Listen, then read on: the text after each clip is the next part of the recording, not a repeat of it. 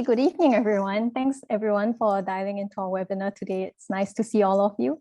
And a very warm welcome to our first Green Jobs webinar titled The Green Career Pivot.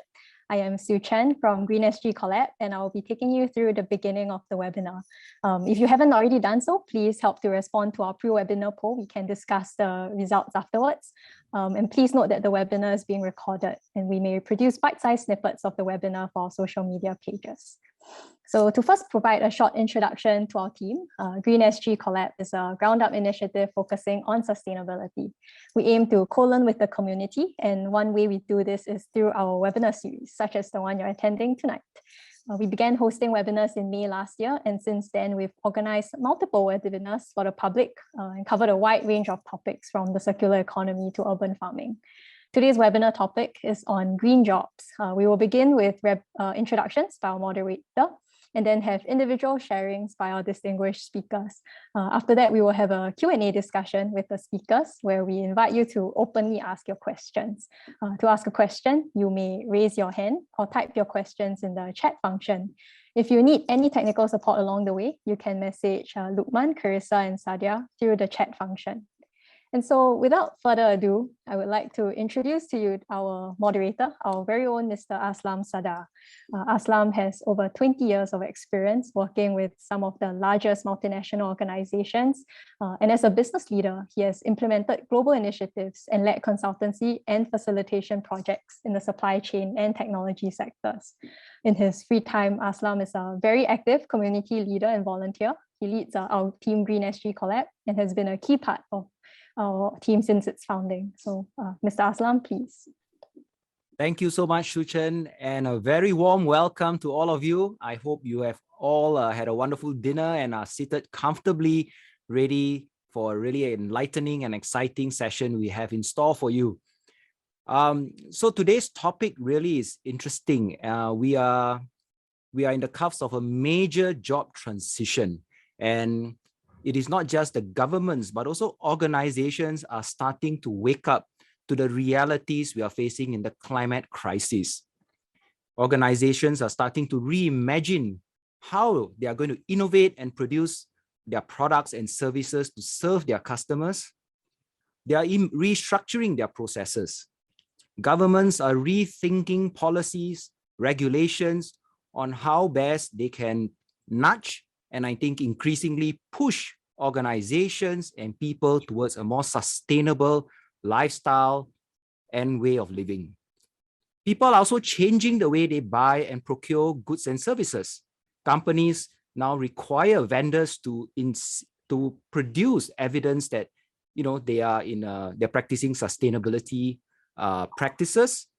Individuals are now demanding more environmentally friendly goods or products that they buy.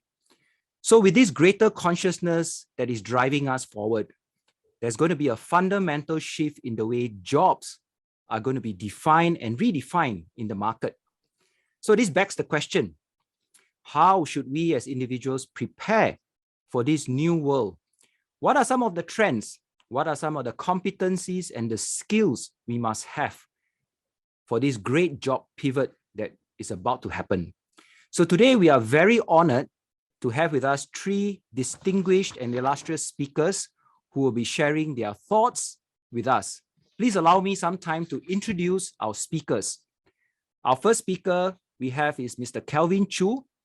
Calvin is the managing partner at Eden Strategy Institute, an award-winning strategy consulting practice whose purpose is to help organizations advance growth, inclusiveness, and sustainability. Eden's practice areas include low carbon growth strategy, sustainable transformation and impact analysis in smart cities, healthcare, education, social enterprise, and public services.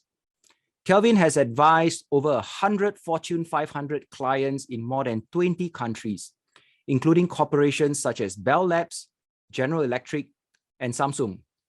Multilateral organizations such as UNDP, UNESCO, UNICEF, as well as the governments of Malaysia, New Zealand, and Saudi Arabia count among his customers.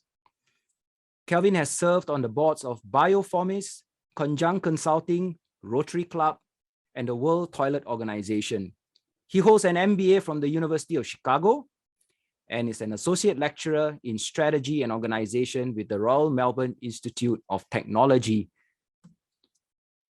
The second speaker we have is Ms. Kok Elan, Chief People and Organization, Sunseap Group.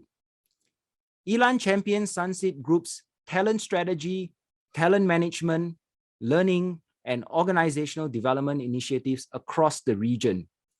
Prior to joining Sunseap, she was the group head, people and organization of an Asian family conglomerate where she subsequently started their family office in Singapore as chief of staff. Elan has over 3 decades of experience in both corporate HR and HR consulting, as well as people and organizational effectiveness initiatives and transformation. She holds an adjunct teaching position at Nanyang Technological Institute. And last but not least, our third speaker today will be Joseph Tan. Joseph is the founder and CEO of Terra Sol Private Limited, a startup that focuses on smart and sustainable solutions. Terra Sol is constantly using technologies like IoT, robotics, and automation to repurpose dull, dangerous, and dirty jobs, or to improve the environment that we live in. Prior to starting Terra Sol, Joseph was Credit Suisse Asian Chief Economist for the private bank and headed the Asian Economics, Foreign Exchange and Commodities Research team based in Singapore. Even earlier in his career, Joseph was with the Global Markets Division of Standard Chartered Bank and Fortis Bank as Economist and Market Strategy. A CFA charter holder, Joseph serves the community as a district councillor of Southwest CDC. So today it is really with great honor we have these 3 distinguished speakers who will not just share their trends, but also very specific advice on what we need to do to prepare for a green jobs pivot. So without further ado, I'd like to invite Calvin to start the ball rolling by sharing with us some of the trends he's seeing in this market space. Calvin, I pass the mic to you. Thanks so much, Aslam. Thanks so much also for the kind introduction. It's really nice to be here and a real privilege to be sharing the stage with such preeminent speakers. Really appreciate you having me. Let me put my slides up. There we go. Okay, so today we're going to start off sharing a little bit about some of the macro trends that we see and the drivers that are boosting jobs within the green sector. We talk broadly about sustainability, and then we'll go very deeply into individual skills, competencies around a particular problem that I've been grappling around in my mind. How do we try to wean ourselves off old oil and gas type jobs, and where might the potential for new jobs lie? So we did some analysis that I'm so excited to share with all of you today. So let's get into it. Aslan has done a fantastic job already introducing my company and me, so I wouldn't spend too much time on this. In short, we are a management consulting firm with a specialized focus on sustainable transformation.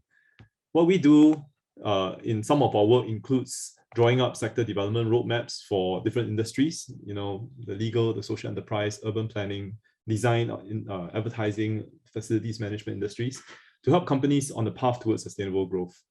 What we also do is we like to help organizations to develop inclusive innovations, whether they lie in education, in value-based healthcare, in smart cities, as well as new business models for the people sector. In supporting these organizations to bring sustainability to the fore, it's about sustainability at the core, and a lot of the time that also involves transforming the organizational purpose, their operations, their culture, and even the behaviors of their staff members. And subsequently, when we push that out through the clients, through their work with their consumers and their stakeholders, it is also about independently assessing the social, econometric, and environmental impact of our clients' work. So these are some of the locations that we've been in, some of the recognition of our clients' work, and we are so proud of what they have done. When we think about sustainability, the way we think about it is that it's really horizontal.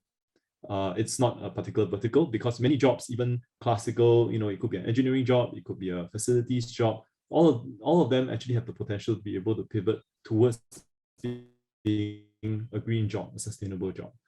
As a horizontal, we're talking about green jobs of the future. We see there to be broad economic drivers. boosting sectors, for example, in the finance sector, in green investing, in the technology space, in green buildings, in the professional services sector. So thinking about drivers, first and foremost, for me, it's about energy efficiency, it's about decarbonization, it's about nature-based solutions.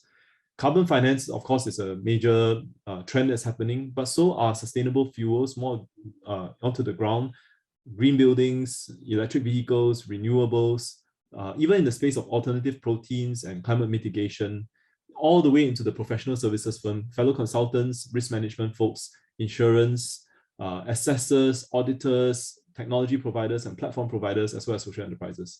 There's a very broad opportunity at stake for many, many different sectors.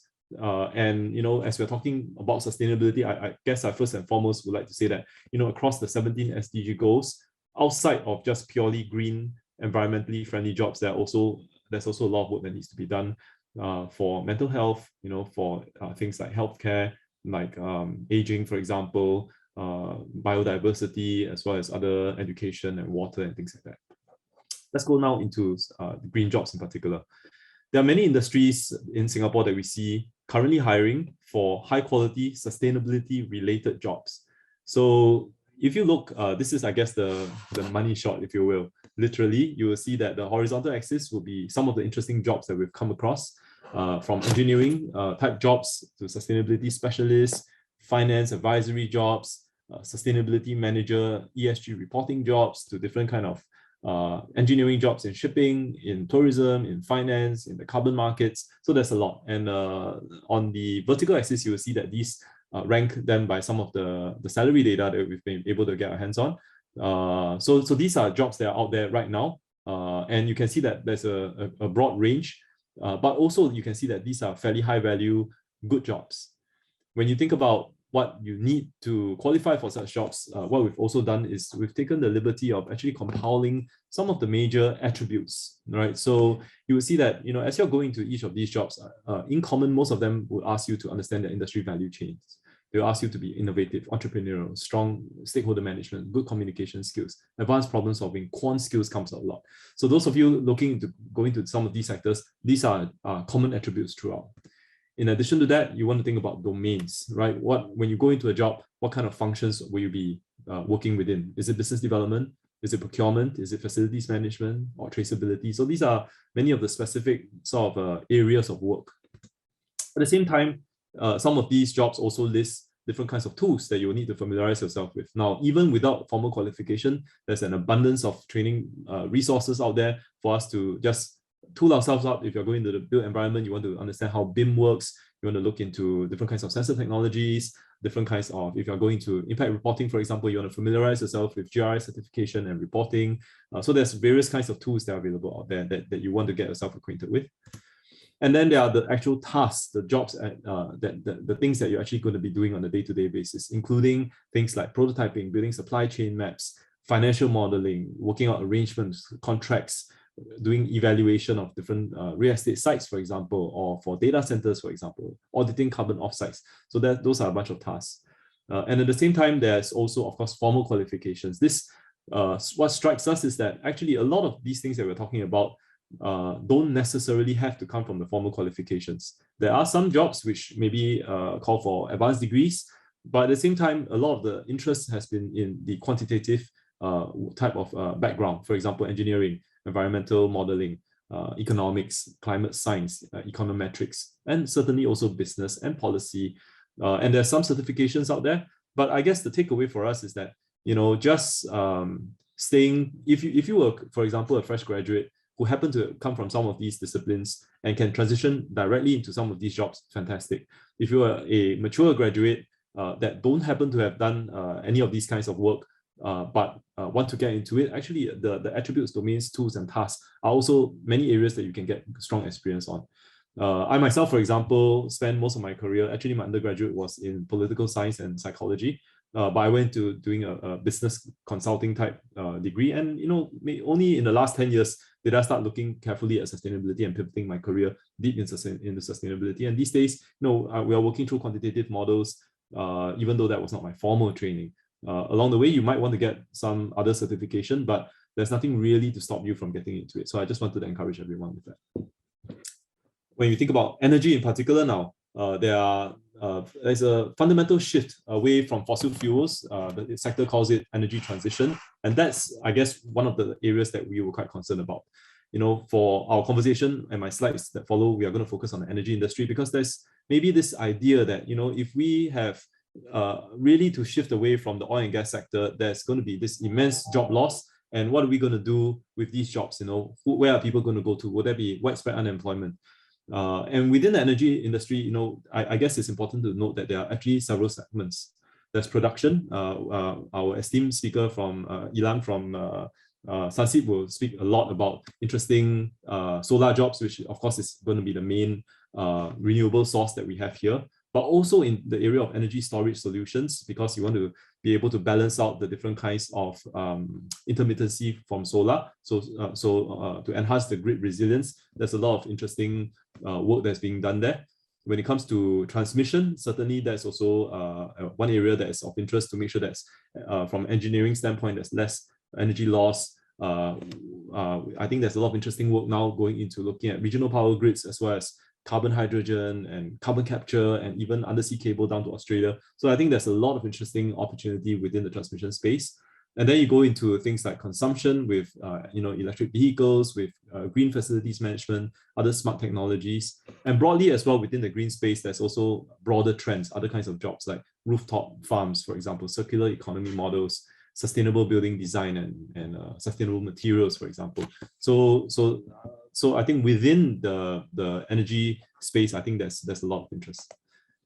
Companies are also responding. We are seeing that, it starts all usually with energy efficiency. When companies start to decarbonize, they think first, where are we going to capture some cost savings, right? So, there's green mark certification happening from the building side to maintainability, and new kinds of standards and frameworks that are coming about. On the decarbonization side, there's also a lot of interesting drive towards not only reducing the energy footprint, but also sequestration and nature-based solutions to capture some of these. On the capital market side, from the finance side, there's of course ratings, there are loans, there are green indices, there are ESG funds, which is also very ripe for picking if some of you came from a business or finance background. And certainly on the reporting side, since a few years ago, SGX had put in place this mandatory reporting regime. There's increasing need for all listcos. Actually, all listcos need to report. So the familiarity with different kinds of GRI frameworks, SASB frameworks, TCFD frameworks becomes increasingly important as well. So these are some of the major corporate actions that are coming about in this direction. But if we think about, although corporations are going into that, there are some 50,000 manufacturing jobs that are at stake here. If we are going to move into renewable energy, there's of course a concern, what's going to happen to these folks and how many jobs actually can they go into? So that's, I guess, the question we were putting to ourselves. And the interesting thing is that as a vision for renewable energy, we also see that, there's a lot of interesting data that's promising maybe 3,000-4,000 jobs that are out there. And you can see that from 50,000 to 3,000-4,000, of course, there's going to be a bit of a gap. How do we really cross this gap? And even for among the 50,000 to immediately shift over, what are the skill sets that they do need to crank up on? So we looked next into the actual jobs that are there now. This is we put throughout really all the major job portals and LinkedIn and so on to see that at the moment there are almost 1,500 jobs just under renewable energy alone, right? So that it's out there, right? And it's promising. There are many jobs, particularly in the finance, coming from a finance, consulting, engineering kind of perspective. Of course, there could be some slight overlaps, but this is about the ballpark. But in addition to this, what we also did was that we looked at some of the major headlines, the first maybe 20-30 pages of Google, every news article that came out about major green jobs that are going to be created. And we see that around the nearby horizon, there's another maybe 4,000 to 5,000 jobs which are expected to be around as well. So this is jobs just in the intermediate horizon, right? The 1,005 are right now jobs that are vacant, and another maybe 4,000 or 5,000 of them that are coming online, right? So certainly the sector is promising and something we're very excited about, even from just a handful of recruiters. So we go directly now into the actual skill sets. What do you need to be able to gain expertise and to get into these jobs?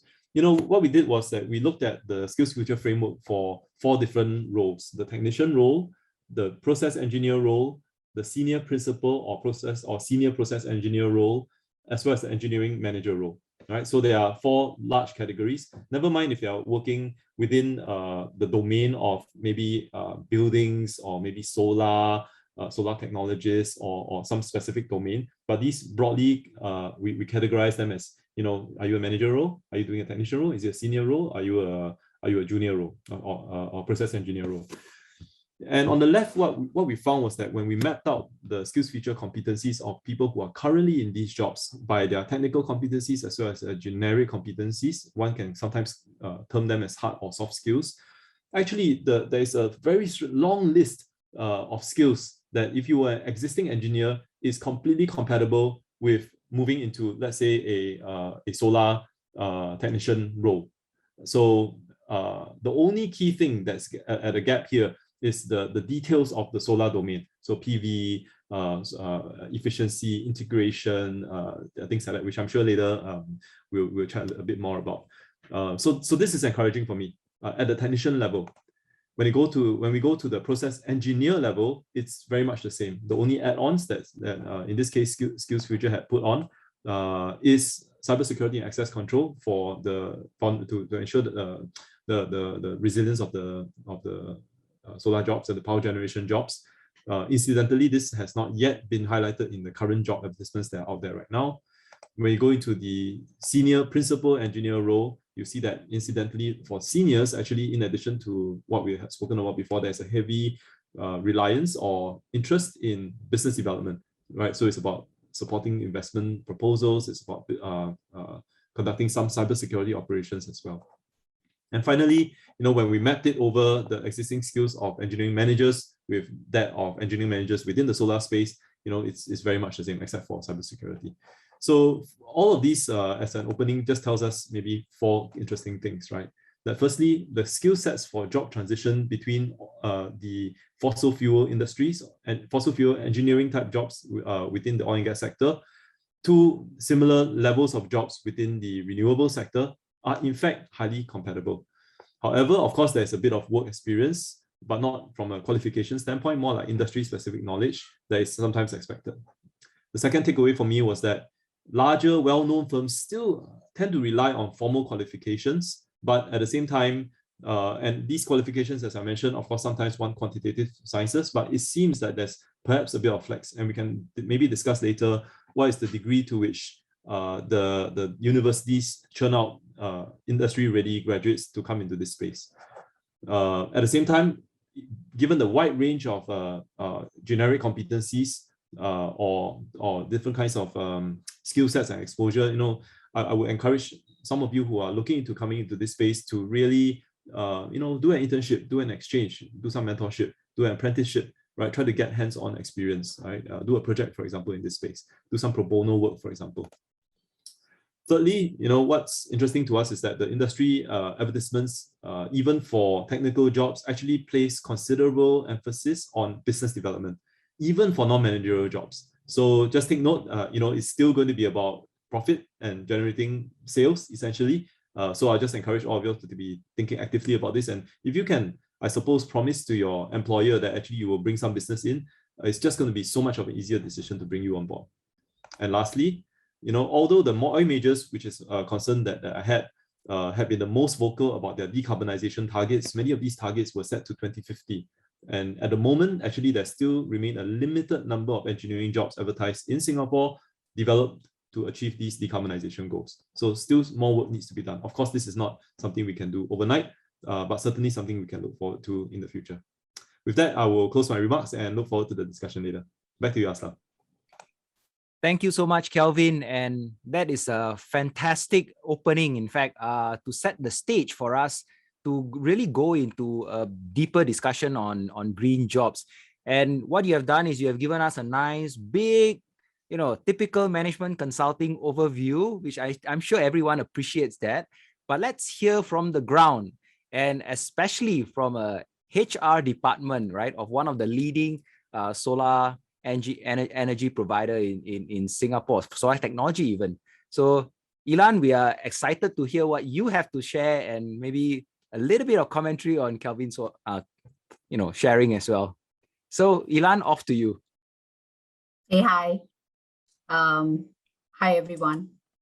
I just realized that what I actually put on the screen kind of disappeared. Just give me a second.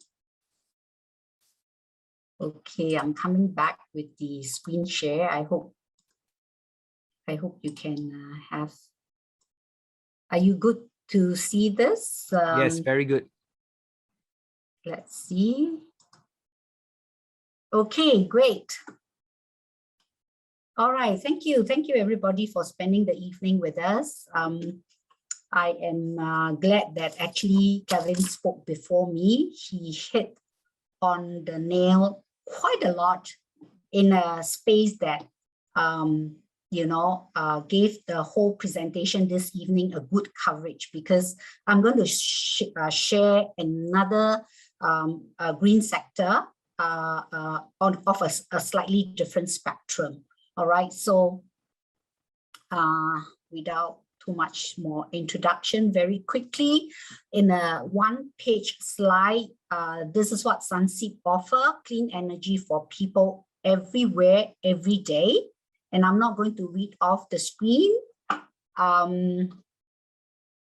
Yesterday or so, the other day, when my son was actually at the Yishun dam area, and he said, "Mom, is that your company?" There's a floating platform there. So I said, yeah, we're everywhere, including, HDB rooftop, and we have our EV car charging, and you're seeing more and more of this coming up that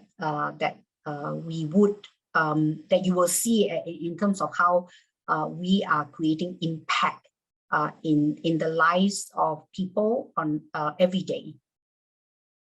So this screenshot here allows me to bring very, very quickly to this group of people that we have kind of started in Singapore. I believe we are the pioneer. And let me kind of just give a very quick backdrop of how it started. All right, so that was even before I joined Sunseap, right? So during the COVID time, while we were still running mega project, the whole supply in terms of the workforce, especially the imported workforce, came to a standstill. And in order to meet the project timeline, our CEO, Frank Tuan, had this very ingenious idea and say, hey guys, since everybody is working from home, let's just go in and do the floating solar project. And we completed that certain percentage, of course, of the work. And that gives us an idea that, hey, we actually can be pretty self-sufficient as an economy, as a nation, if you multiply that concept. So how we started was really, I still remember on the 4th of May, I was about maybe 2.5 months into my job, and I was told that, hey, what, Prime Minister is going to talk about Sunseap's sustainability project at the May Day rally. So on the 4th of May, I wrote a job description of the solar technologies for the first time. And then the moment, the news went out, we went nationwide blast, right? Long story short, we were prepared to really create a Singaporean core. And what that means is really looking out there and say, hey, this is the industry up and coming, going in a big way. Let's create a social and economic impact. And we started bringing people from all sorts, right? Whether they are Grab drivers, whether they are cooks in the kitchen, but the restaurant are closed down, or whether they are fresh graduate with no job due to the pandemic. So we did a I would say a mass recruitment drive, and 3 months on, we actually hit our target. Our target is actually 300 by the end of the year, but 3 months on, we actually hit our target to hire 300 solar technologists. And up to a point where we decided we need to slow down because, you know, the training needs time, and equipping the solar technologists time. So that's really the how we started, right?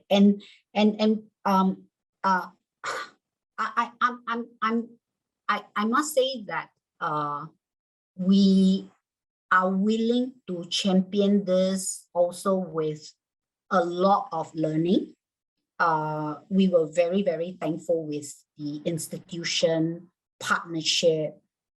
So the Institute of Engineers Singapore partnering with us to actually work together with the higher learning institution to design a learning roadmap that will actually equip our solar technologies to a vision of certifying our solar technologies as chartered engineer. I think today, a lot of the certification lies primarily with LEW, who may not have actually solar background. So here we claim it on certifying the people who does the work as part of their career development journey. So thankful that the chairman of the CPEP committee running this clean energy accreditation qualification design was actually one of our engineering senior manager. So it allows us to create curriculum relevant to the industry, relevant to the field that these folks are in, and allowing them to learn a skill that value add not just for themselves as a professional, but really seeing this whole national, I would say, you know, it is like a national mission, so to speak. Really greenfield in itself, whether is it, you know, the work itself or the qualification itself. All right. So I think a lot of these are quite self-explanatory, and the first and second batches of the solar technologies we have currently, most of them have already completed the 60 hours, and then the 80 hours is kind of like work in progress now. So earlier on, right, Kevin talked about a lot of the skill set. Really, I couldn't more than agree with him. Whether is it, you know, the compatibility of the engineering background, and up to some point, especially the high level, the formal qualification has a influence, especially the more senior role. But I need to highlight that really across all level, like just how the skill future framework has projected, the generic skills are very, very important. So what you see here is generic skills, right? You talk about over and above this list, the list that was shown earlier, interpersonal, teamwork, and all of that. But we highlighted this strategic thinking, more so really the additional edge that we want to see in a talent workforce. So some of you may say, hey, this strategic thinking are for leaders, right? I mean, they need to be strategic in their mind, in their business, and in direction. Then my definition of strategic thinking is different. It covers a full spectrum, all right?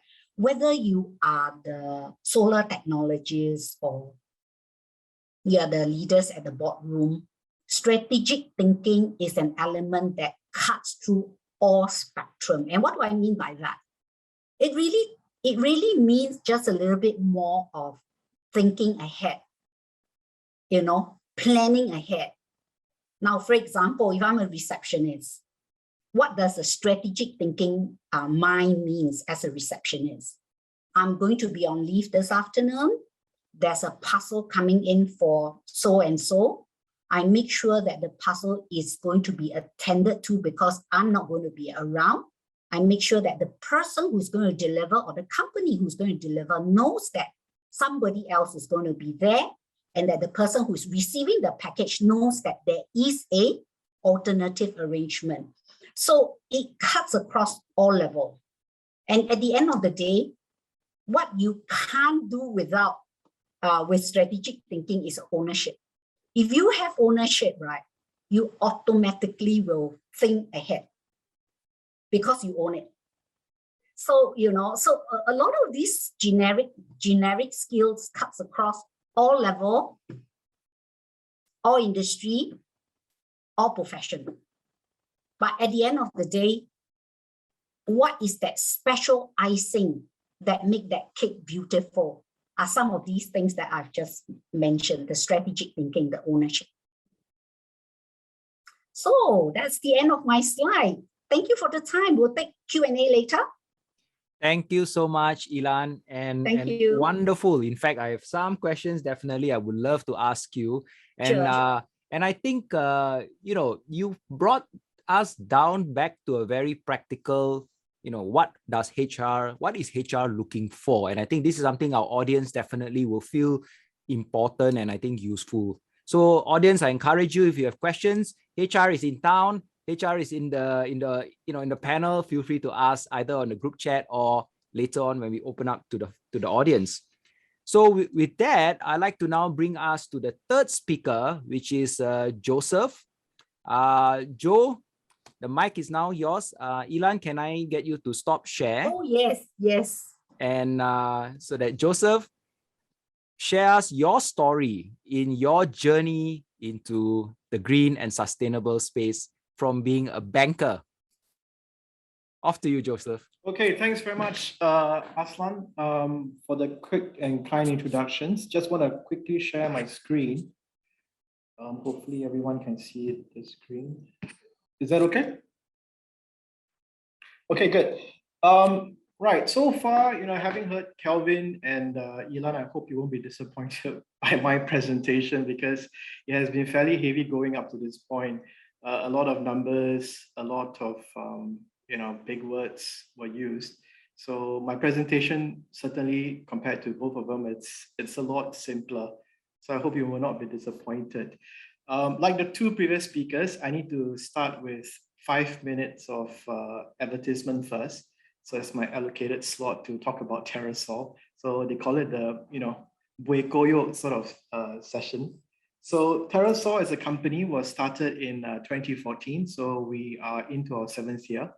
And Terra Sol, and in front of you, you see the logo of Terra Sol, has actually quite an interesting story in terms of how we actually formed those words and the logo that you see in front of you. So right about the year 2014, when I left banking, I took a short break. So I went to South America and I went to hike Machu Picchu. And as I was hiking, the mountains of Machu Picchu, I came into contact with the Andean culture. And I kept seeing this swirly sign, so a lot of people keep asking us, what is this swirly sign in your logo? Is it some random image that you come up with? Actually, the swirly sign, we drew inspiration from the Andean symbol for Pachamama, which means Mother Earth. So that swirly sign you'll see quite often if you travel to South America. And of course, Pachamama goes by many different names. If you talk about, say, the ancient Greeks, she will be referred as Gaia. If you ask the Chinese, they would call her Niwa. And so that symbol there literally means Mother Earth. And I guess that really anchors what Terra Sol does as a company. Of course, the name Terra Sol itself is drawn from Latin, and Terra literally means earth, and Sol means the sun. And the two words that you see below, smart and sustainable, are essentially the two pillars that underpin the company. So a lot of the solutions and projects that we get involved with, even here in Singapore, you'll be quite surprised. We tend to do a lot more of these IoT projects, as Aslan has mentioned earlier. So they will come under the smart portions. And then, of course, we also do sustainable projects as well.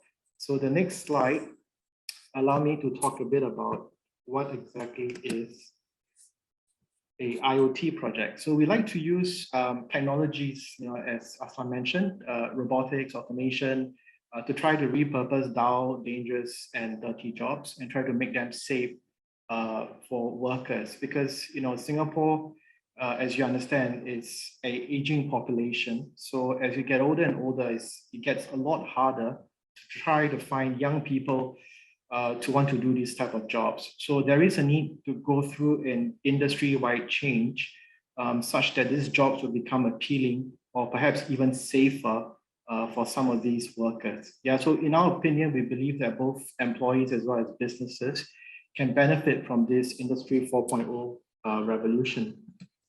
So what are some of the examples of the smart solutions that we have deployed in Singapore? So in the screen in front of you, you see the smart bins that we have installed in various parts of Singapore. To date, we have deployed some 500 over bins, and these are the more easily recognizable ones. The one in the top left corner is on Orchard Road, where we actually did a very fun project of trying to provide free Wi-Fi for tourists at a time when people were still able to access Orchard Road, not during this period, of course. And we were using the bin and its solar panel as a means of actually powering the access point and giving free Wi-Fi to the tourists. So it's a pretty fun project. We learned a lot of things. The one in the middle is actually Universal Studios. So if you have been to Universal Studios, you'll see these bins around Universal Studios as well. And in the top right corner, you see the bins at Gardens by the Bay. So the first phase for us really is to put the smart bins out there, and then they form a very important part of smart city in the sense of how can we use IoT, the Internet of Things, to make the waste process, the cleaning process a lot more efficient and to reduce in terms of manpower reliance and of course increase productivity. So each of these bins, as you see, they compact waste. So this helps to increase the capacity by some 90%. So previously at Orchard Road, when we did the numbers and the measuring, the conventional bins that were on Orchard Road, they were cleared about 5 times on a daily basis. And when they started to use the big belly bins, the trash was cleared once every 2 days. So essentially, we managed to cut down the number of clearings by 90%. So that in itself actually helps because you save on manpower. At the same time as well, if you are able to roll and deploy this out across the entire city, you can imagine that you don't need the rubbish trucks to go around as often to clear rubbish. You cut down a lot of manpower, and that actually makes a very positive step as well towards the environment. Of course, these bins are very, a fun project for us because, because of the ability of the bins to have its own power via the solar panel, you can actually strap a lot of sensors onto the bin. So for example, right now, if we want to measure whether is it raining at Changi Airport, is it raining at Jurong Island, we can just put a simple sensor there. We can also put environment sensors to measure air quality. So the bin becomes a very interesting platform to deploy the Internet of Things outdoors. Of course, if you're trying to do Internet of Things IoT indoors, it's quite simple because you always will have connectivity, you have power, you can use a mobile phone to control your air conditioning, control your fridge, control your television. But when you start to go outdoors, you realize it's more challenging because where are you going to tap the power from? Where are you going to get the communication from? So we started to explore using these bins as an outdoor platform to deploy the Internet of Things, connected devices, all part of the smart city framework. So this is an example of what we mean by a smart solution. Then sustainability is the other pillar that we are also heavily involved with, but specifically very different from Sunseed, which is about renewable energy. We like to focus on areas of zero waste, where we would like to convert a waste like glass bottles, for example, into sand, convert food into compost such that it can be reuse. Yeah, so all this is part of the circular economy.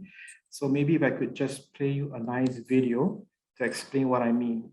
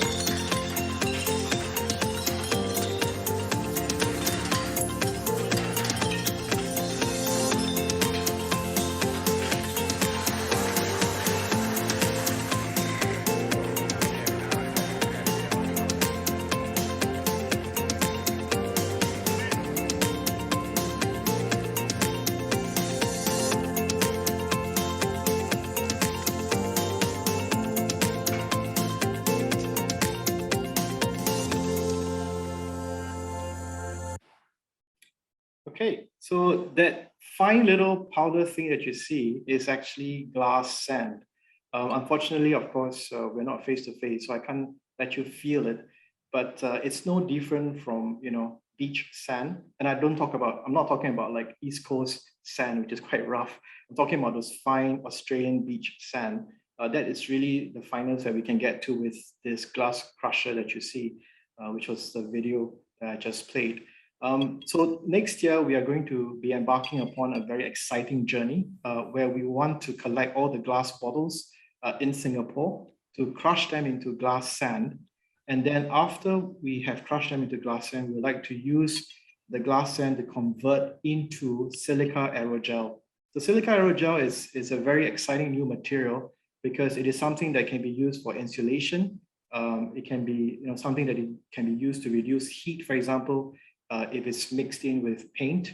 So, you know, as a famous saying goes, you know, another man's trash is another man's treasure. So for us, we're always looking at different ways in which we can tackle the waste problem, because as you know, Semakau Island is projected to be full by 2035. So we're not too far off in terms of filling up an entire island with our trash. So we're always looking at interesting ways in which we can try to convert waste into a commodity that can be reused in a different manner, right? So now on to the topic at hand in terms of green jobs. I have to confess that when Aslam asked me to speak about this, I suffered from cognitive dissonance. I couldn't wrap my head around what exactly is a green job. So I hope there are others like me as well, you know, because I couldn't put a finger to what is a green job. And if I could use this example to explain why I couldn't wrap my head around it. A green job to me is like asking the question, what exactly is a space job? Is the space job the guy that you see in front of you? Is the astronaut the space job? Or does the space job also include, you know, the mission director, the rocket scientists, you know, the computer programmers, you know, everyone that gets involved, you know, in space exploration? So that's the reason why, you know, for me, I couldn't quite wrap my head around what exactly is a green job. And I hope that, you know, if I use this example, it explains why I have trouble understanding it. So going by that, and perhaps my next slide will further strengthen the point, is I think everyone will not disagree with me that this old lady performs a very important function, and she has a job in the sustainability sector, right? Of course, to many of us, she's the cardboard lady. She collects cardboard, but of course, we can also give her a very fancy title like a recycling specialist, right? But I guess the point that I'm trying to make here is not to undermine the importance of green jobs, because to me, green jobs are very important. They are very important to our very existence. Because if you think about the state of our planet today, if we as a human race do not immediately remedy our actions, there may not be a tomorrow for the future generation.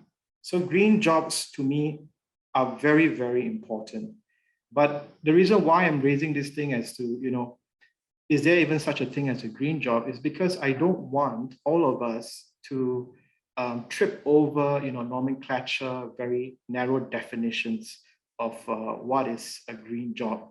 Because, for myself personally, I have degrees in economics and finance, but I could also cross over into the sustainability sector.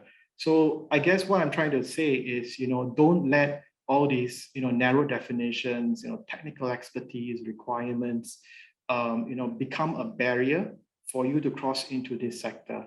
Okay, so just keep an open mind, because chances are whatever you're doing right now is, transferable into the sustainability sector. So don't create these barriers, which are quite frankly not there. And perhaps, to be a little bit more controversial, I don't think that, to me, the word sustainability, I don't think it can be described as a sector. To me, sustainability is a lifestyle choice, it's a value system, it's a philosophy. Yeah, so it's more than just a sector, because quite frankly, to me, is if we don't get it right today, there might not be a planet for us to live in by tomorrow. So it's a very important, heavy-going topic. But I would like to end on a very perhaps encouraging and positive note. I would like to quote the words of a very famous person. For those of you with children, you instantly recognize who he is. And he's very famous for saying, "Can we fix it? Yes, we can." Okay, so I think that's the attitude that we must take when we approach sustainability. We must do all that we can to try to correct all the issues that are wrong with our actions today. Thank you very much. Thank you so much, Joe. Thank you so much for that inspiring ending. Yes, we can fix it, and we can definitely pivot. So with that, I want to basically take a quick moment to thank all our speakers. And if we could just spotlight them and get into in the start of our Q&A to discuss how, some of the questions, topics that they have raised. And again, I welcome our audience to post questions in the group chat. Our speakers will interact with you. I can see Calvin has already replied to some questions, right? That's wonderful of you, Calvin. So I think a few things that I could take away from the sharing is, first and foremost, Calvin brought up a very important point, right? The movement and the trend is really moving very fast into this, right? You're seeing a lot of uptake, and you are already seeing a lot of postings, probably still in the nascent stage, but it's going to grow. And Calvin, you talk a lot about the different attributes, domains, etc., right? Now, coming from what Ilan is sharing, Ilan brought us through this big hiring movement, and then training them and quickly ramping them up.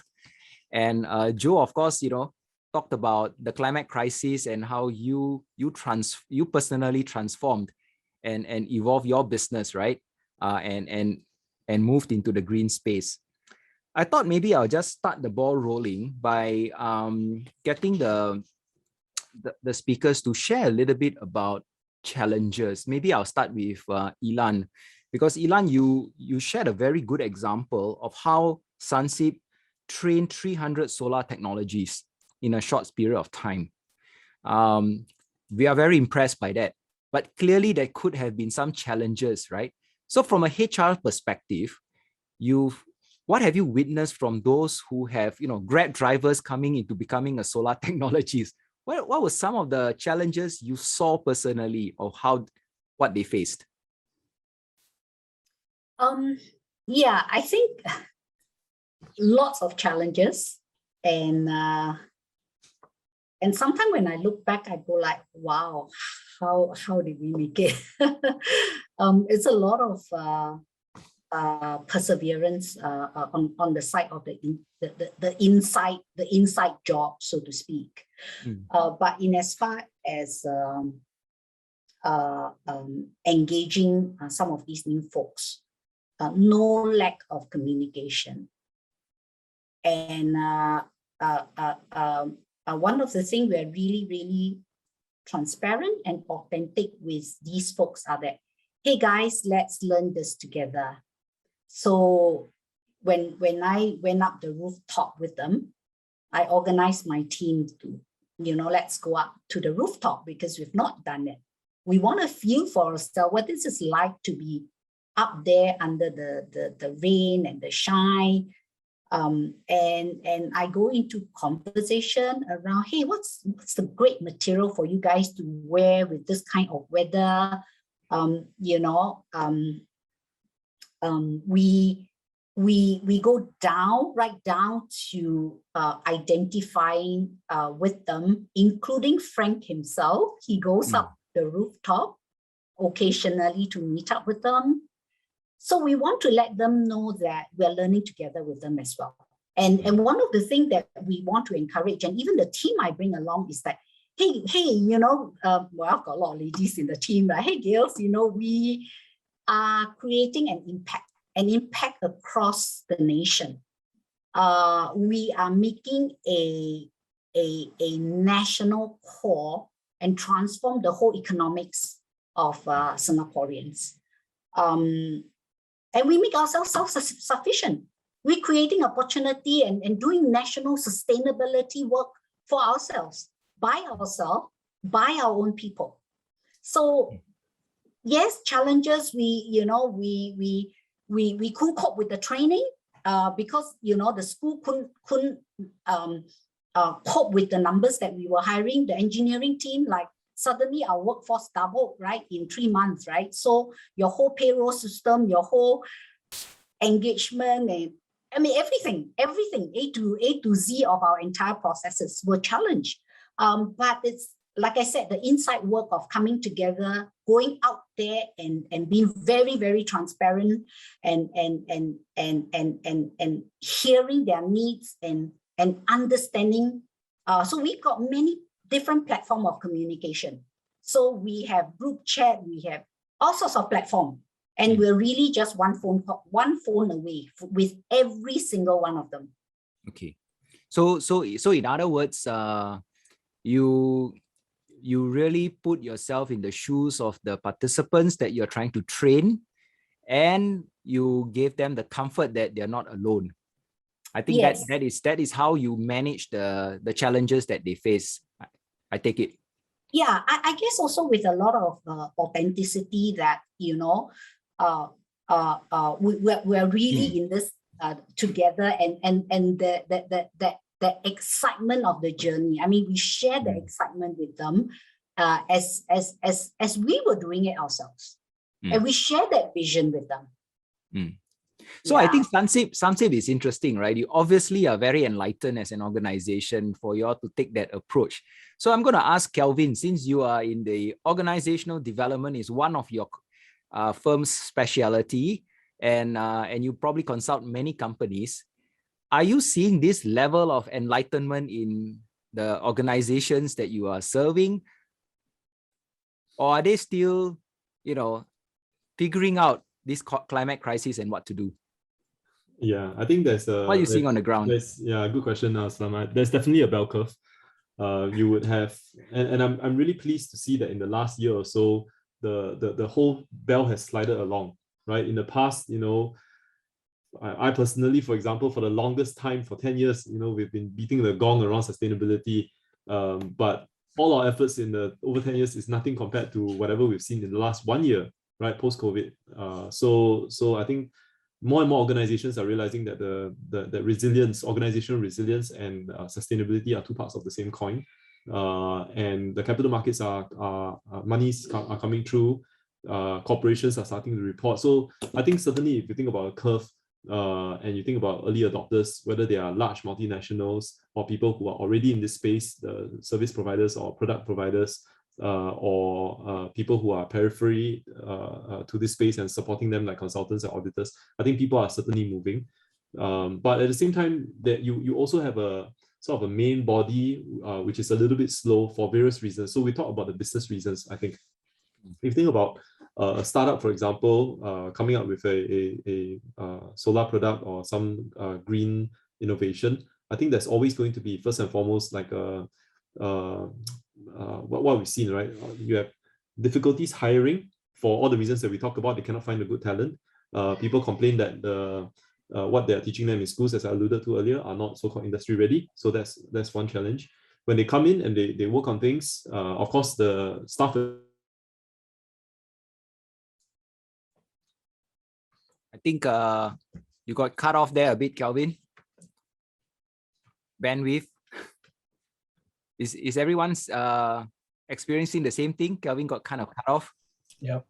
Can't hear anything. So no problem, Calvin. When you are back, you can continue. Why don't I bring Joe into the conversation now? So Joe, you have a very interesting journey that you took. You went from being a banker to someone who does bins and completely transform bins. And I think what was most interesting when I hear your story, and of course I know your story quite well, is how you took one bin and put in all the different technologies and completely convert it, right, into something sustainable or new. Hey, Calvin, you're back. Yeah. Sorry. So no problem, Calvin. I'll come back to you, but I just wanted to ask Joe a question for him to share his own personal journey. Joe, so from a banker to someone who can talk about glass and silica, was it difficult for you? What was your story? How challenging was it for you to make that pivot? Well, I guess the story is going to be different for different people. And thanks for giving me the heads up to reflect upon my time and perhaps my sins when I was in banking. And I realized that when I actually look back during the period that I spent, it was interestingly dotted by two books on either end. At the beginning of my career in banking at the time, I read this book by Michael Lewis, Liar's Poker. So if you've not read it, I highly encourage it. It gives you a very good insight into the lifestyle of bankers and all that. And of course, being a young, impressionable and naive person, I wanted that sort of lifestyle. And then after several years of fairly good wine, wager, wheels, watches, whiskey, I came to this point where I started to question, was that all there is to my life? And that was also perhaps towards the end of my career, I read another book by Michael Lewis called Flash Boys. And one of the interesting stories that Michael Lewis wrote in that book was how a bunch of investors spend hundreds of millions of dollars to dig a hole through the mountains so that they can lay an optic fiber cable such that they can save approximately 3 milliseconds, which is 3/1000th of a second. Yeah. And the reason why they do that is because so that the trades can get faster to the other market, and then they can jump ahead of some other orders, just spending hundreds of millions of dollars to lay a fiber optic cable. And that completely blew my mind away on several fronts. First of all, it's like, wow, has we as a society really just gone down to spending money to make even more money to cut through a mountain to lay a fiber optic cable? But also at that time, that made me think about the reason for me to exist, because I started to see more and more traders getting laid off because you can't trade faster than a machine. The machine is always going to be faster than you. And it got me thinking about my own job. Whether do I have a runway, So I thought about it and I said, quite frankly, if I'm honest with myself, I don't. Because, all it takes is just one analyst to be able to look at various indicators and data points and then tell the machine what to look for, and the AI will do the number crunching. So, my job was at risk. So that was one of the reasons why I told myself, okay, since you're quite tired of banking anyway, and your job is at risk, and it's perhaps time to look at something else. The second thing that got me thinking about my job and perhaps moving to a different sector was really the fact that I got very bitter when I was in banking, and I'm the kind of person that I don't suffer fools. And I started to realize that a lot of these bankers, they were very incompetent, they were very overpaid. And so the organization was, really just supporting quite a fair bit of these dead weights, while the junior people tend to do a lot of the, the grunt work. And I thought that's not very fair, so I was getting bitter, but I told myself, no point, if you feel that you can do something different and you relish a challenge, then just step outside and do something different.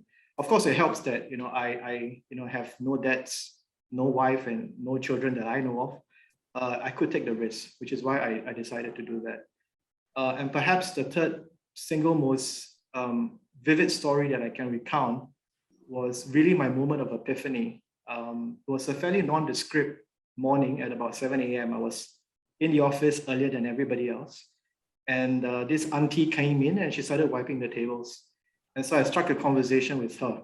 And then she asked her, how was your job? And she said, oh, it's a very nice job. I work in an environment that's air conditioned. It's not very strenuous. I'm very lucky to have this job. And I asked her, okay, so auntie, are you well paid for this job? And she said, yeah, not too bad. I get, about $1,300, per month as a salary. And that was my moment of epiphany. Because as a banker, and a fairly senior one at that point in time, I had 28 days of annual leave.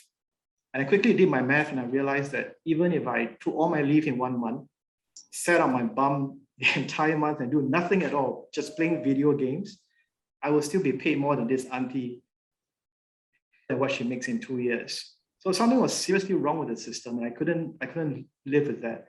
So I said, my life has to be perhaps made more meaningful, more than just in the material sense, which is why I decided to step out and do something entirely different.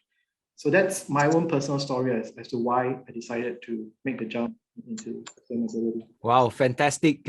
I think in that short sharing, we know a lot about you right now. But I think it's very good. A lot of people, we read literature that a lot of people, especially the young, are also starting to re-examine. And obviously, as society get older and age, we also start to re-examine. So I can see that happening along the way, and how that's going to transform how organization must change to meet that new demand, right? Calvin, sorry we got cut off, but maybe you can come back and finish up your point before we go and show the poll results. Gets cut again, I'm going to be brief, okay? So I think in a life cycle, the key business challenges that we've observed talking to many SMEs and companies in this space are difficulties. Firstly, finding, attracting, retaining talent. Product commercialization is a challenge, right? Where getting from the sort of technology readiness levels down to something that's ready to go to market, especially if you came out of A-star kind of place, is always going to be a challenge. Product market fit is always going to be a challenge. Adoption, right? People are reticent to adopt whatever new sustainable technologies without a strong business case, and upfront having to pay is also, in especially this climate, a bit of a challenge. Financing is becoming less of a challenge. There's more and more money coming about, but still you have to put talk a good story. And then, of course, with all of these kind of financial challenges, it means that businesses tend to be under-resourced, right? So under-resourced, there's only so much you can do scrapping around. VCs on the other side love to fund software, ad tech, e-commerce kind of companies, but when it comes to funding hardware type companies, it's a bit more tricky. So these are sort of the business challenges. But if you think about coming into the sector, for all the training packages and things like that, there are out there, courses and onboarding and things like that. I would say that one of the most humbling observations we've had, sorry, did I lose you? Yeah, okay, you're still blinking, is around the whole notion of mindsets, right? We can put people through, people with who are 30 or 40 years, but when you say, oh, you have to learn this new Python, learn this new BIM system, digital twins, and what have you, right? To see people who have advanced degrees, who are well qualified professionals, suddenly have to grapple with the fact, oh, I have to suddenly learn a new software. That is by far, I think, the most difficult thing, and that goes down a lot into the mindset change into the behavior, into the identity, and how we equip people with self-belief that they can gradually take on new skill sets, as opposed to throwing them in and saying, look, we did the change management campaign, we are rewarding you accordingly, we've written your job scope for you, here are your tools, haven't you been to the course, why aren't you performing yet? The reality is that it takes a lot for people to do. If you ask me tomorrow, Calvin, please go and learn how to do JavaScript or something like that, I'll probably start freaking out too. So I think we have to be very real about that as well. Yeah. So I think you brought out a very good point, and I'm glad, Ilan, you shared, because as someone who's also in the sector, right, in the education, adult learning sector, I realized that training is one thing, you know, and Ilan did brought up a point that they had to slow down a bit to give people some chance to catch up in practice, you know. So I thought that was a very good point. Right now, what I want to do is I want to bring up the poll results, or the poll that all the audiences had done, and let's see what your thoughts are. So can I get the poll results up and give our speakers some time to digest the results? So the first question is, what comes to mind when you think of green jobs? We got the highest number actually is working in nature, parks and coastal areas. And then the second one in corporate social responsibility. Okay. And then the second question, why are you interested in green career? A large majority actually said meaningful and beneficial to the community. And then the second highest, and very close with the third, is new career opportunities, and it's a growing industry. The last question is about what are the biggest concerns when taking up green jobs. The largest result is a steep learning curve, and then the perception of lower salary. So with that, I'd like to ask our panelists, first off, maybe, you know, we can ask the panelists talk about the first question. Anyone wants to give a shot at it? People always think about, you know, working in parks and coastal areas as well as corporate social responsibility. Calvin, any surprises? But your research shows otherwise, right? Engineering, technical, corporate social responsibility, definitely yes. Teaching, academia, I think so also. It's a bit surprising thinking about working with nature. I don't know that there are that many jobs in that space. I know a lot of my own team members who come in hoping that, you know, they'll spend a lot of time on the beach somewhere, may feel a little bit let down. It's still office job, but yeah, that's a bit surprising. So that's interesting. That's interesting, right? So audience, many of you think it's you know, working in parks and ESG related. Well, Calvin is saying he's surprised, and the data doesn't support that. There's actually a lot more opportunities in traditional jobs, and I think Ilan also talked a little bit about that. So I want to talk about the second one. Why are you? So the second point that I thought I think beneficial to the community is what resonated. But I'll talk about salaries, right? Or career opportunities. Sorry, salary is the third one. Let's talk about career opportunities. Do you think that there's a lot of career opportunities in the green space? Maybe let's hear from Sansip. Ilan, what do you think about this question? Anything that stand out for you? Well, I can only say that there's always a few elements related to career opportunity, but in a sunrise industry like the clean energy, renewable energy where we are, one of the things I grapple with every day is that we need more talent. We're not short of career opportunity, but we need more and more talent that to feel that opportunity that I see it not just in Singapore, but the exponential growth means that you know, I just wish that we were more prepared 10 years ago, for example. But then there again, we just started 10 years ago, right? You know, now going into Indonesia, going into Malaysia, we literally have to. In fact, I was just in a meeting today. In order for us to catch up with time, so to speak, we have to go into M&A opportunity just to jumpstart. We don't have enough time to be as organic as we like. So yes, a lot of opportunity, but the very much like what Kevin has earlier shared, there's still quite lacking in terms of the resources out there, primarily because it is also a fairly new industry relatively. Yeah. So, and sometimes we just, I think the industry is sometimes going for the same folks. Right. Yeah. And I thought this would bring us nicely into the third questions. And I thought the one that really stood out for me, what are the biggest concerns, right? The audience tells me, or the second largest results here is 40%. They say that the salary is expected to be lower.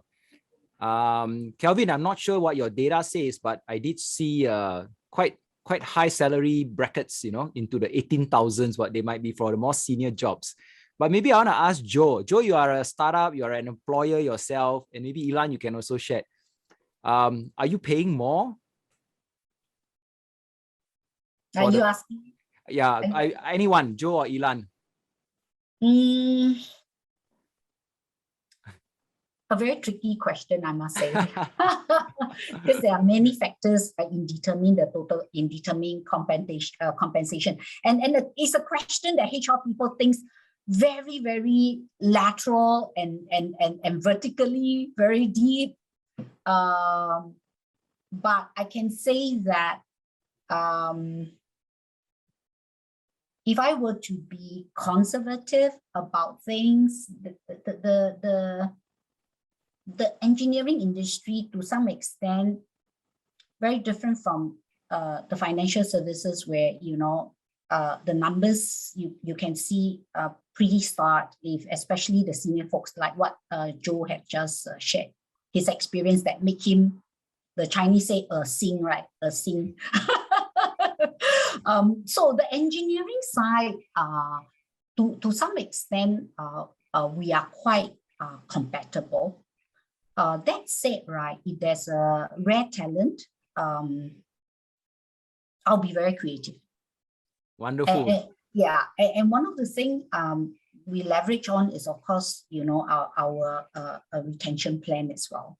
Okay. So that at the end of the day, it is a very fine balance, and to ensure that, again, the business is sustainable. Right. So that's very interesting, right? I think the takeaway is that for the rare talent, creativity is the order of the day.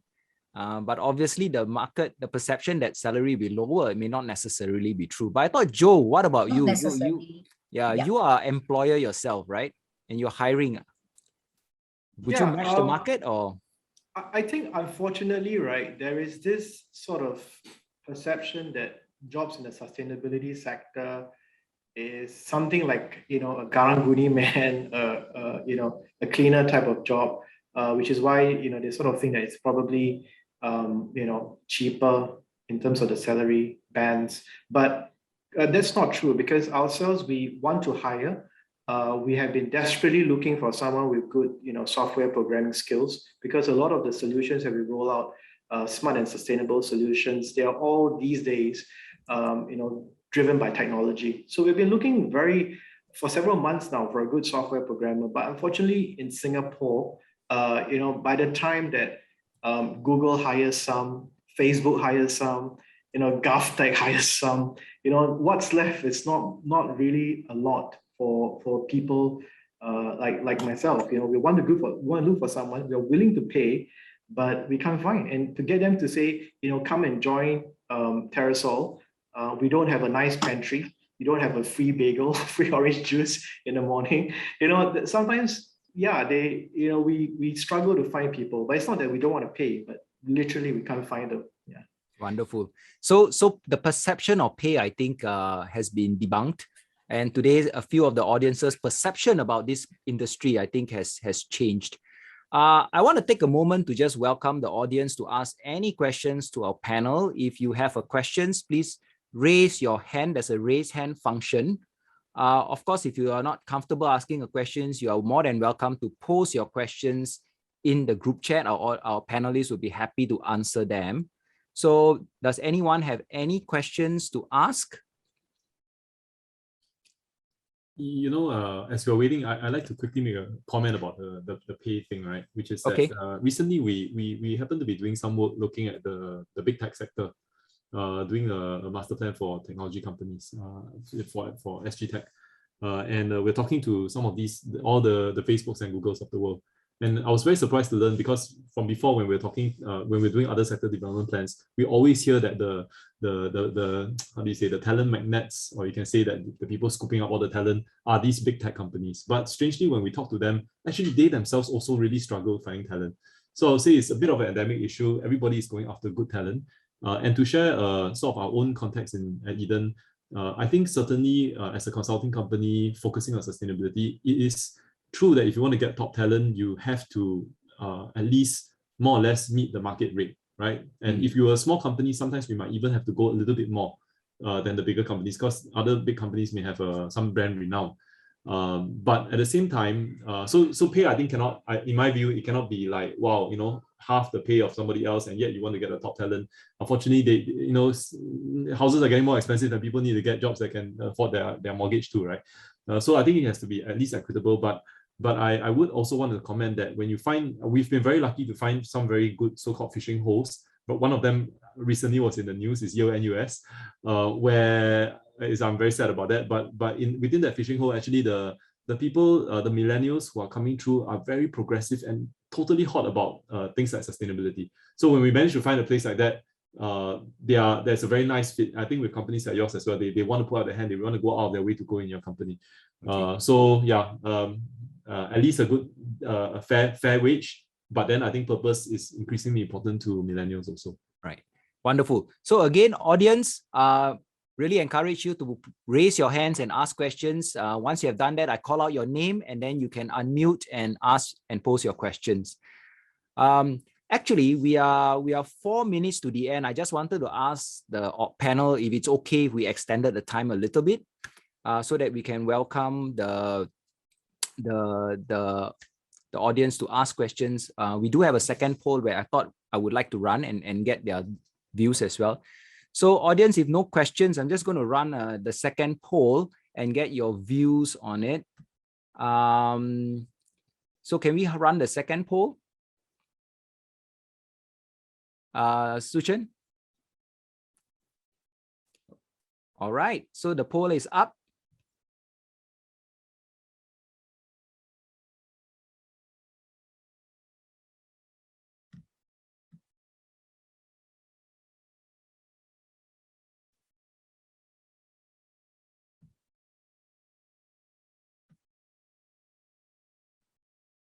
Super.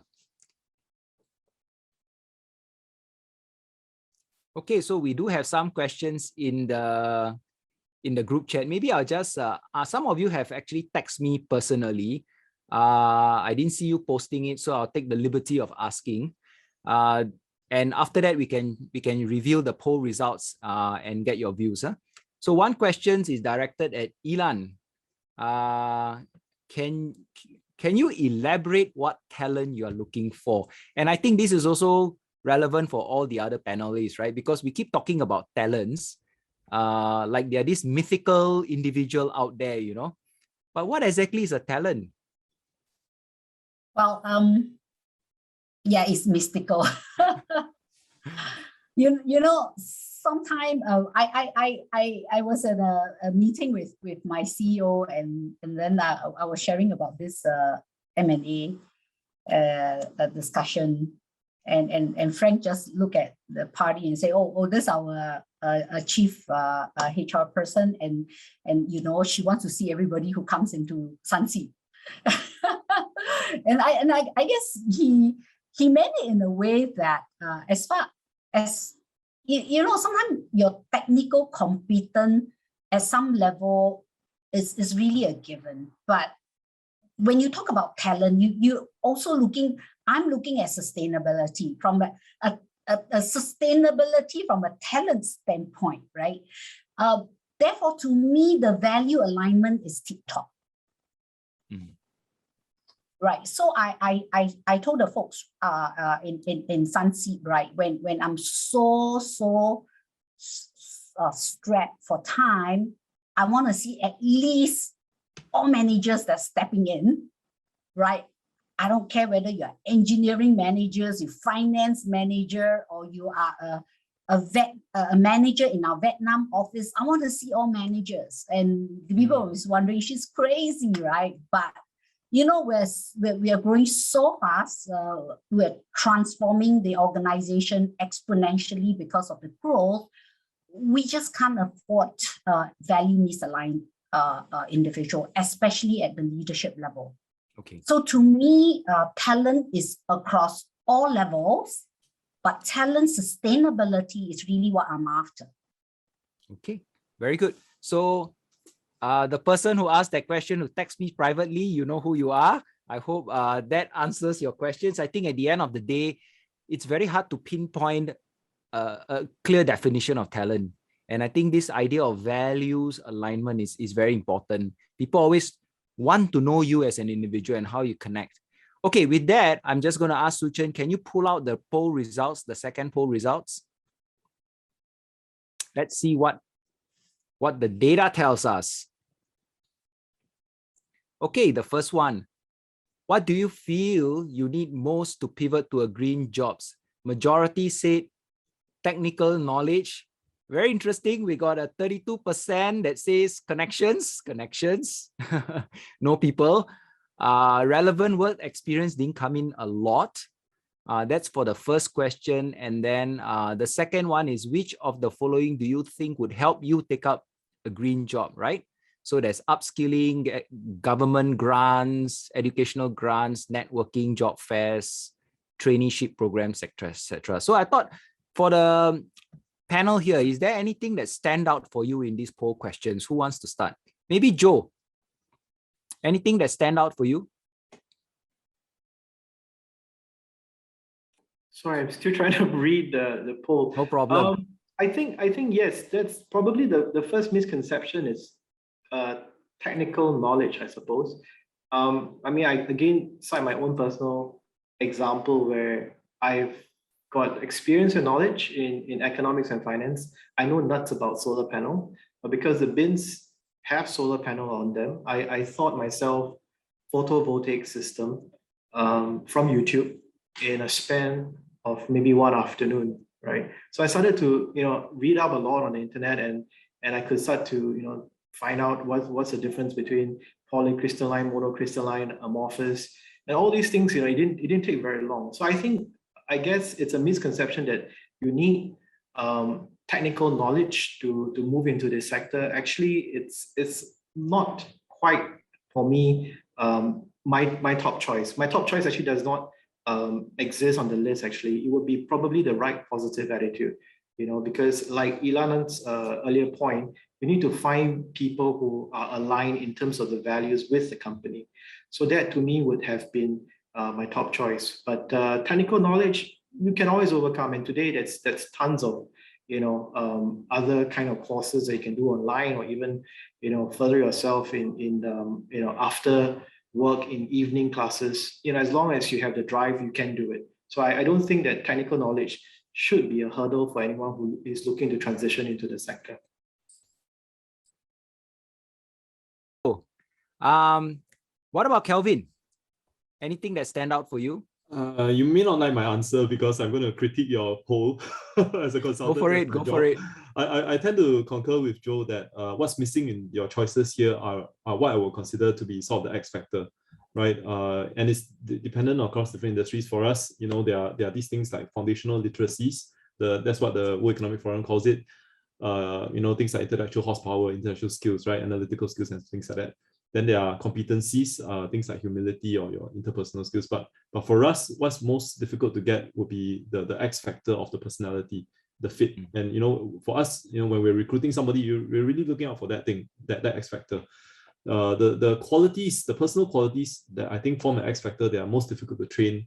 We've isolated 5 of them: curiosity, initiative, grit, adaptability, and leadership. These things are very, very difficult to train. Right? Again, curiosity, initiative, grit, adaptability, and leadership. So, when somebody shows up with this mix of factors, bam, it's like we'll move heaven and earth to bring them in. Wonderful. So clearly, some misconceptions on technical skills being important, but not that critical, right? It's back down to the attitude of the individual. Okay, very good. All right. Any questions from anyone? Audience, perfect time to ask questions on jobs, something very close to all our hearts. Anybody has any questions? Do the raise hand and then we'll ask. As you are thinking, let me just bring one question in from one private message talking about healthcare. Actually, healthcare and the education sectors. Do they see any potential opportunities for green jobs in this space? So obviously the comment was that a lot of talk on engineering, banking, oil and gas. But what about other sectors like healthcare and education?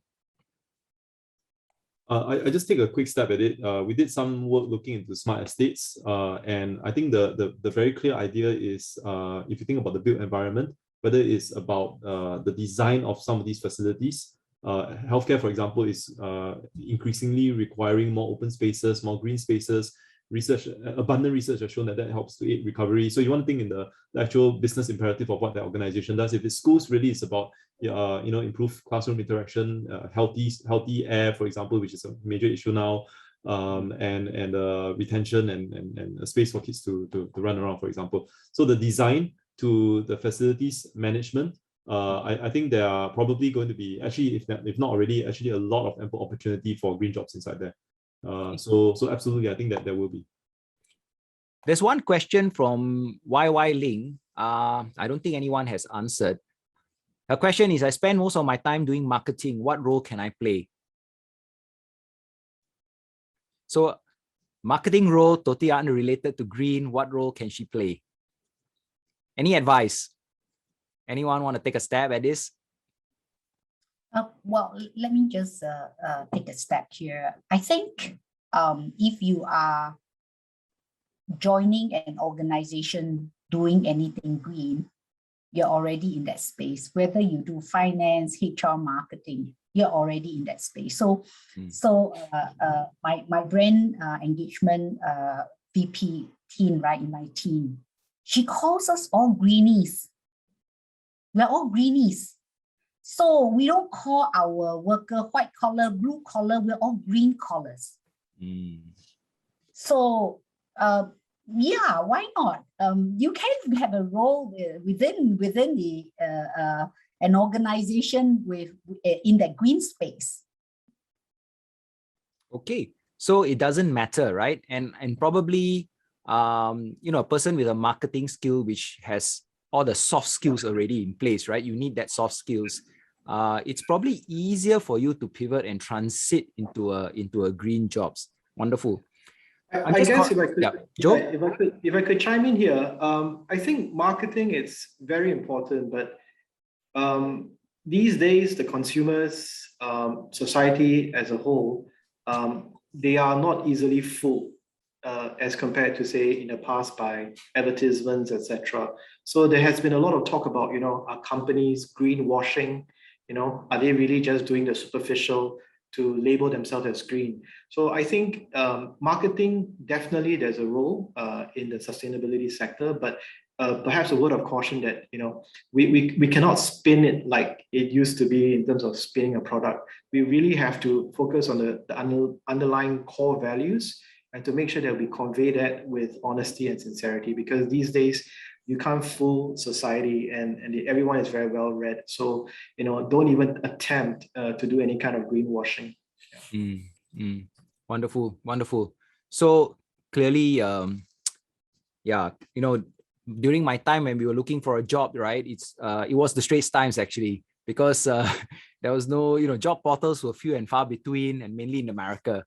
But now it's so pervasive, right? Technology and access to information. I'm just going to share one more questions, and then probably we'll get the panel to conclude. This is again coming back from all the private messages. To this round of webinar is a lot of private messages to me. But I'll take one. The question is actually related to the so-called intangibles. So like, how do you I guess Calvin talked about curiosity, right? Adaptability. These are nice words, but how do you measure them? And how do you know that the person has curiosity? I mean, we all know that interviews often is the worst way to judge someone, right? So who wants to take this? Since you brought my name up, I will just quickly give it a stab.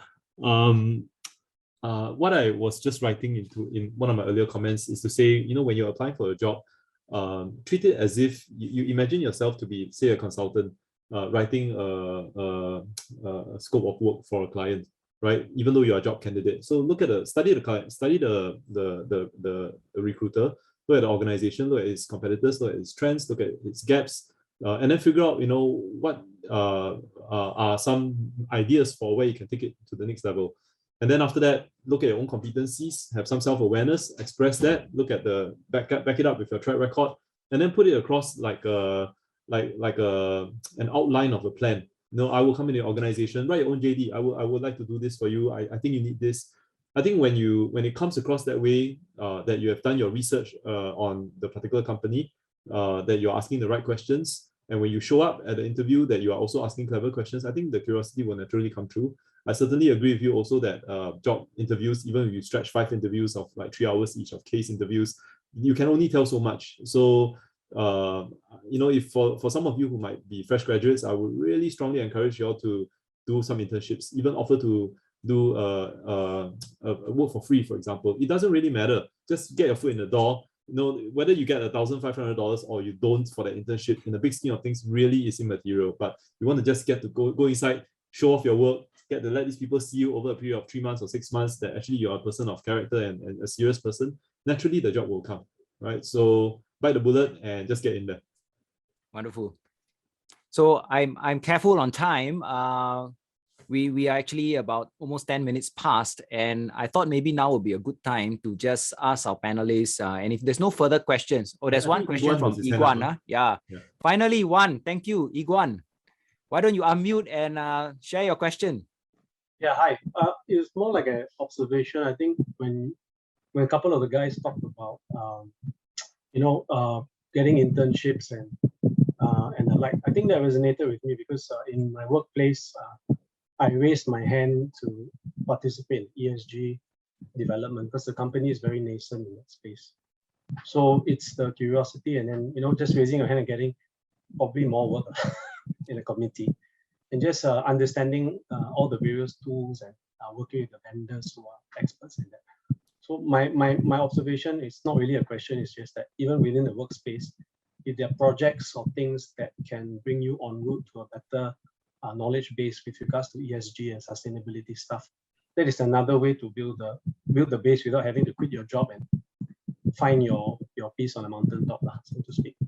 You can build up the internal expertise first and see where it leads you later. And networking. Networking is very important. Very good, very good. Thank you so much, Iguan. Thanks for sharing.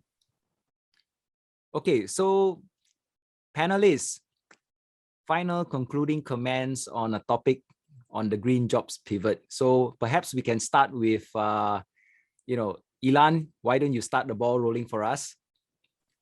Like a concluding statement, sort of. Concluding thoughts, advice.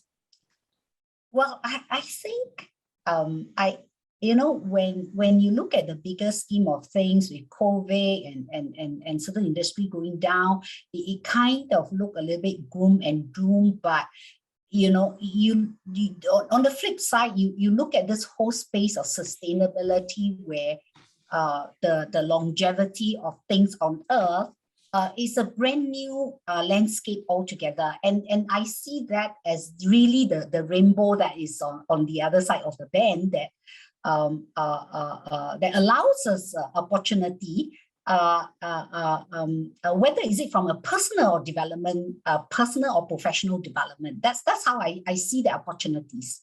Yeah. Wonderful. Joe? Thanks, Aslam. I think there's a question that Lukman has posted about my personal experience and then pivoting, and that because I have built up a small war chest it was easier for me to transit into sustainability. I think that is probably true to some degree, but I'd just like to share that, all of us, if you think hard enough in whichever corners that we are in, and with whatever means that we have, we can certainly make a difference when it comes to sustainability. So I always love to say that, from those who have been given much, much more is expected. So even if, you may not be full of means, but certainly you can make your contribution, in terms of sustainability. And going back to what I said earlier, I still disagree that sustainability is a sector. I know UN calls it a sector, but to me, it's really more of a philosophy, and whether you truly believe that, we need to make a change today with respect to, the way things are going. We certainly need to change our lifestyles, because it's quite frankly killing the planet. So to me, it's a lifestyle, it's a philosophy, and to me, it's more than just about jobs. Because if you really focus on that and you're passionate about it, it will somehow shine forth in whatever you do, and in whichever job that you do. Hi, Joe. That's great. Thank you very much for addressing my comment there, actually, because maybe I share a bit about my background, because it may help you understand why I'm asking this question. I did my doctorate in clean energy, right? And there is a reason to that, because as a young idealistic guy, I thought I wanted to help be part of the scientific community to figure out how to make the world a better place by getting clean energy into motion.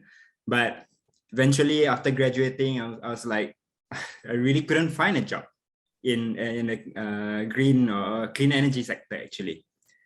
So months went by and I got a bit desperate, and then Aslam here even helped me find certain contacts, try to find me a job. And eventually now I'm a senior engineer in global foundries in the semiconductor industry.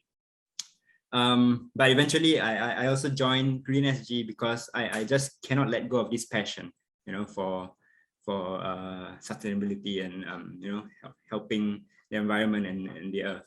So maybe yes, pivoting into green careers, does actually require some level of luxury, and I think we can't deny that. There are people who have children to feed, and and they just simply can't afford to follow their passion and rather just do something that makes money for them. Okay, thank you, Lokman. Calvin, your concluding remark. No, I don't have anything too clever to say. I just want to say that I think in any capacity, what Joe said earlier really resonated. Whether you are volunteering on the weekend, whether you vote with your wallet on what you choose to buy.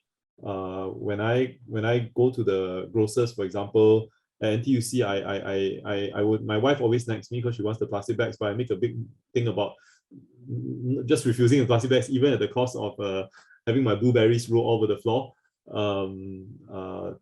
Refusing a straw or whatever if you need to, all finding a job, right? Serving, it could be through voluntary contributions and donations. I really like the idea that, every company should be a sustainable company. It's not really a particular industry that you go into. So I think in any capacity, we can all do something. I think the key point is to take action. Wonderful. Thank you. Thank you to all our audience, our panelists, for being very active. I think many of you participated very actively in posing your questions and even just sitting there listening to what our panelists have said. But I really appreciate all our panelists for taking the time to be with us. So a very big thank you from me. And perhaps, I could conclude with my comments, my final comments and my observation on some of the key takeaways that we have, acquired in this session. I think one of the things that is very, very clear is it is inevitable that the world is going to transform because the climate crisis is real and is something we are seeing today in a very dramatic way, especially in tropical Asia, Southeast Asia. Singapore, as you know, already seeing more intensive rainfalls, right? As an example. So companies, individuals are starting to realize they need to change. That change is happening. Maybe for some it's slow, maybe for some it's a little bit faster and more urgent, right? But it's happening. And I think what is also happening from what I'm hearing and what I'm seeing from the results that Calvin has presented, what Ilan has shared, is that the transformation may not necessarily be so specific. Like you don't have to join, green and sustainability is not about planting trees alone. It's actually very broad based, and it's cutting across a wide segment of the sectors. Every organization has to do it. And I want to introduce this term called the value chain of an organization. Every job we do, whatever job you are in, right, is part of a value chain inside a company. And that value chain is important because that value chain is going to transform and it has to be more sustainable in the future. So you can play your part in making that transformation. We have definitely busted some myths. The green job doesn't necessarily mean you're going to go in with a lower paid job. The green job doesn't necessarily mean it's all about hydroponics or all the fancy things you read on the papers. It's actually a very, very broad base. And one definite thing that I think we can take away from this session is that the current skills you have is good enough for you to be in a position to go for a green job. And the green job need not necessarily be moving to another company. It could be your very own company that may need to think green. And perhaps the point about mindset is my last point, that we cannot change you. The only people who can change you is you. And how are you going to take this conversation, this sharing by our panelists to make a difference in your organization and in your own lives as we all move towards a more sustainable world? And I think I make a parting shot that some of the fastest, easiest way to learn something is to volunteer. Volunteer with green NGOs out there, volunteer with the community, and just do simple things in your own neighborhood. I think that is also a very good way for you to start.